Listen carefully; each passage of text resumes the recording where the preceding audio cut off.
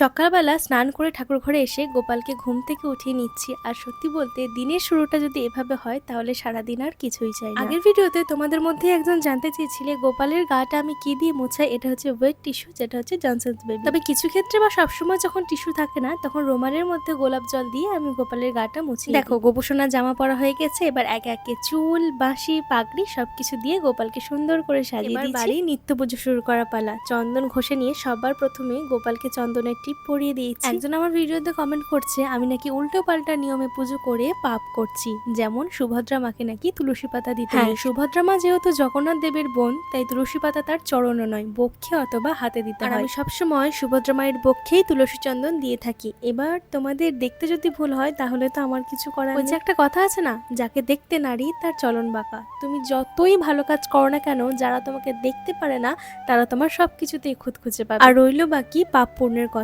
মানুষ কখনো মানুষকে কর্মফল দিতে পারে না, কর্মফল দাতা হচ্ছে একজনই, হলেন স্বয়ং ভগবান শ্রীকৃষ্ণ। তাই আমি পুজো করে ভুল করছি নাকি পাপ করছি নাকি সবটাই লোক দেখানো করছি, সেই বিচারটা না হয় তার হাতেই। ঠাকুর ঘরে পুজো শেষ করে এখন যাব তুলসী মন্দিরে ধূপ দিতে।